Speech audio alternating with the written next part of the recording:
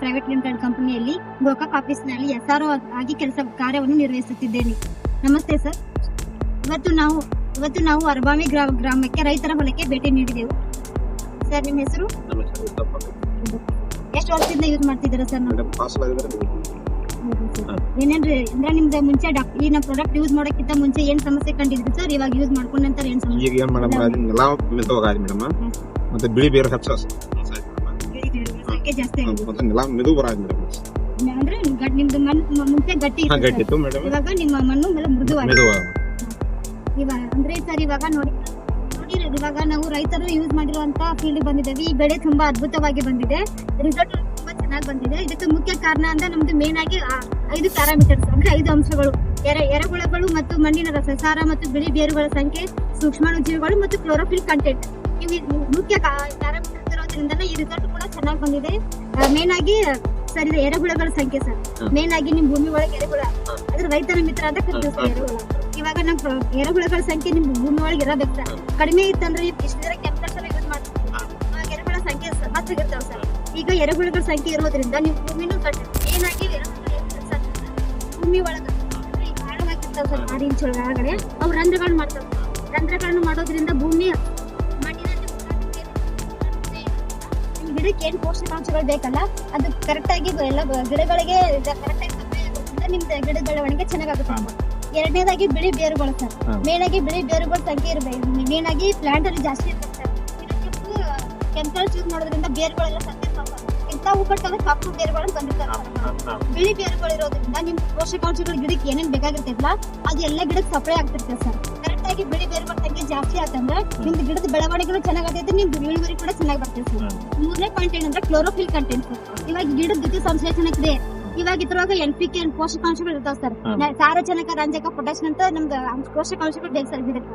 ಈಗ ಕ್ಲೋರೋಫಿಲ್ ದ್ಯುತಿ ಸಂಶ್ಲೇಷಣೆ ಈಗ ನಮ್ದು ಈ ಗಿಡ ಆಹಾರ ತಯಾರಿಸಬೇಕಂತಂದ್ರ ಗಾಳಿ, ನೀರು, ಆಹಾರ ಮತ್ತು ಗಾಳಿ ನೀರಿನ ಬೆಳಕನ್ನ ಮೇನ್ ಆಗಿ ಬೇಕಿದೆ ಸರ್. ಕ್ಲೋರೋಫಿಲ್ ಕಂಟೆಂಟ್ ರಾತ್ರಿ ದ್ಯುತಿ ಸಂಶ್ಲೇಷಣೆ ಕ್ರಿಯೆ ನಡೀತದೆ ಸರ್ ಇದ್ರೊಳಗ. ಇದು ನಡೆಯೋದ್ರಿಂದ ನಿಮ್ದು ಈಗ NPK ಪೋಷಕಾಂಶಗಳ ಕೊರತೆ ಇತ್ತಂದ್ರೆ ನಿಮ್ದು ಎಲ್ಲಿ ಎಲ್ಲ ಹಳದಿ ಕಲರ್ ಬರ್ತೈತೆ ಸರ್. ಹಳದಿ ಕಲರ್ ಬರೋದ್ರಿಂದ ನಿಮ್ದು ಗಿಡಕ್ಕೆ ಅದು ಏನು ಪೋಷಕಾಂಶ ದಳ್ಕೊಳ್ದಿಲ್ಲ ಸರ್. ಹಾಗಾಗಿ ಇದು ನಮ್ದು ಕ್ಲೋರೋಫಿಲ್ ಕಂಟೆಂಟ್ ಇರೋದ್ರಿಂದ ನಿಮ್ದು ದ್ಯುತಿ ಸಂಶ್ಲೇಷಣೆ ಕ್ರಿಯೆನೂ ಚೆನ್ನಾಗಿ ನಿಮ್ಗೆ ಮೇನ್ ಆಗಿ ಇದ್ರ ಬೆಳವಣಿಗೆ ಕೂಡ ಚೆನ್ನಾಗಿದೆ ಸರ್ ಗಿಡದ್ದು. ಆಮೇಲೆ ಸೂಕ್ಷ್ಮಾಣು ಜೀವಿಗಳು ಸರ್. ಮೇನ್ ಆಗಿ ಸೂಕ್ಷ್ಮಾಣು ಜೀವಿಗಳ ಚಟುವಟಿಕೆ ಈಗ ಏನ್ ಬೇರೆ ಪೋಷಕಾಂಶಗಳು ಬೇಕಾಗುತ್ತೆ ಮಣ್ಣಿನಲ್ಲಿ ಇರುವಂತ ಸೂಕ್ಷ್ಮ ಜೀವಿಗಳು ಇರ್ತಾವ ಸರ್. ಇವಾಗ ನೀವು ಕೆಮಿಕಲ್ಸ್ ಯೂಸ್ ಮಾಡೋದ್ರಿಂದ ಸೂಕ್ಷ್ಮಾಣು ಜೀವಿಗಳ ಸಂಖ್ಯೆ ಇನ್ಆಕ್ಟಿವ್ ಅಂದ್ರೆ ಇನ್ಆಕ್ಟಿವ್ ಆಗ್ತೈತಿ ಅಂದ್ರೆ ಭೂಮಿಗೆ ವ್ಯಕ್ತಿಗೆ ಏನು ಕೆಲಸ ಕಾರ್ಯನಿರ್ವಹಿಸಂಗಿಲ್ಲ ಸರ್ ಭೂಮಿ ಒಳಗ. ಈ ಸೂಕ್ಷ್ಮಾಣು ಜೀವಿಗಳ ಎರೆಹುಳುಗಳ ನೀವು ಭೂಮಿ ಒಳಗಿದ್ದು ಅಂದ್ರೆ ಸೂಕ್ಷ್ಮಾಣು ಜೀವಿಗಳು ನಿಮ್ಮ ಗಿಡಕ್ಕೆ ಏನು ಬೇಕಲ್ಲ ಪೋಷಕಾಂಶಗಳು ಒದಗಿಸ್ತಾವ ಸರ್. ಆಮೇಲೆ ಇನ್ನೊಂದಂದ್ರೆ ಮೇನ್ ಆಗಿ ಇನ್ನೊಂದು ಬರೋದಂದ್ರೆ ಸರ್ ಇವಾಗ ಮಣ್ಣಿನ pH ಸರ್, ರಸಸಾರ. ಇವಾಗ pH ಅಂದ್ರೆ ನೀವು ಮಣ್ಣು ಪರೀಕ್ಷೆ ಮಾಡ್ತೀವಿ ಸರ್. ಮಣ್ಣು ಪರೀಕ್ಷೆ ಮಾಡಿದಾಗ pH ಸರ್ ಮೇನ್ ಆಗಿ 7ರಿಂದ ಕಡಿಮೆ ಇರ್ತದೆ ಸರ್. ಅದು pH ಇಂದ ಆಮ್ಲೀಯ ಮಣ್ಣು ಅಂತ ಕರಿತೀವಿ ಸರ್. ಅಂದ್ರೆ ಈ pH ಕಡಿಮೆ ಇರೋದ್ರಿಂದ ನಿಮ್ದು ಏನ್ ಗೊಬ್ಬರ ಕೊಟ್ಟರು ಭೂಮಿ ತಗೊಳಕ್ ರೆಡಿ ಇರಂಗಿಲ್ಲ ಸರ್.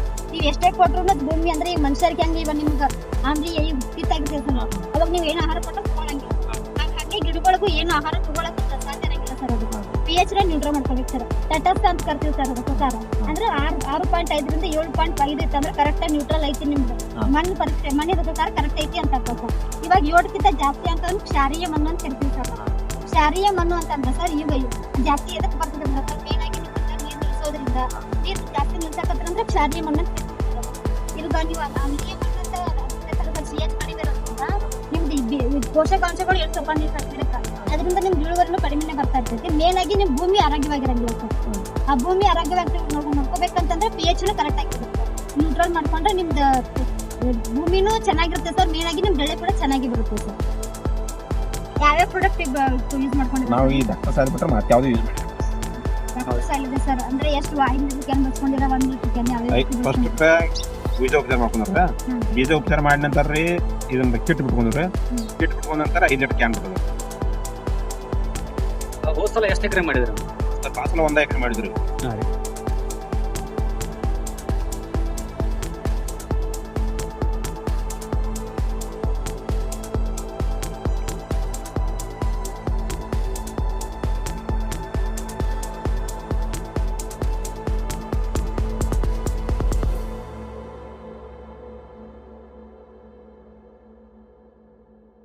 ಇದೇ ರೀತಿಯ ಇನ್ನಷ್ಟು ಉಪಯುಕ್ತ ಮಾಹಿತಿ ಪಡೆಯಲು ದಯವಿಟ್ಟು ನಮ್ಮ ಚಾನೆಲ್ ಅನ್ನು ಸಬ್ಸ್ಕ್ರೈಬ್ ಮಾಡಿ. ನಿಮ್ಮ ಬೆಂಬಲ ನಮಗೆ ಇನ್ನಷ್ಟು ವಿಡಿಯೋಗಳನ್ನು ಮಾಡಲು ಪ್ರೇರಣೆಯಾಗಿದೆ.